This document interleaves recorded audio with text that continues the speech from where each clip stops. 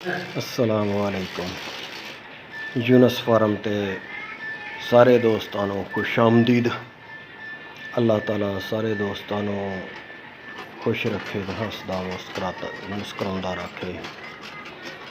दोस्तों अज दी मेरी वीडियो आ जवार वड्ढण लगे सी ते माली पहलों वड्ढदे हुंदे सी हत्थ ते बहुत मसला हुंदा सी ते पिछले साल दी असीं आ ले लई सी मशीन वड्ढण वाली।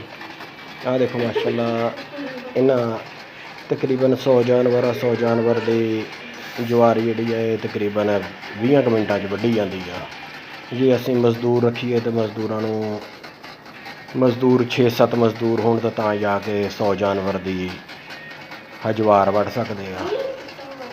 आ देखो माशाअल्लाह किस तरह झट चौंदी आ ट्रैक्टर तुरया जांदा ते जवार दे छौड़े ला के रखी जांदा इदां रंदा फेरी जांदा वे जिद्दां कहंदे ना रंदा फेरदा इन्नी साफ वड्ढदा। ना कोई घाह छड्डदा ते ना जवार दा कोई टीला, बिल्कुल साफ।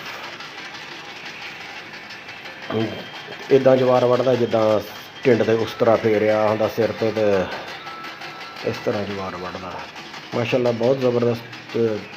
दूजे खर्चे का अंदाज़ा लाइए खर्चा स्टार्टिंग रेस ते इनू 3-4 फेरे लगदे आ ते खर्चा ਇਹਦਾ ना होया दे बराबर आ।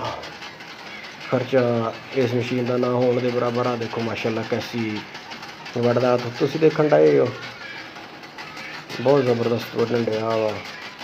ते इस तरह दीयां होर वीडियो देखण लई सारे दोस्त मेरे चैनल नूं सबसक्राइब कर लो, नाल घंटी वाले बटन नूं भी नप दिओ।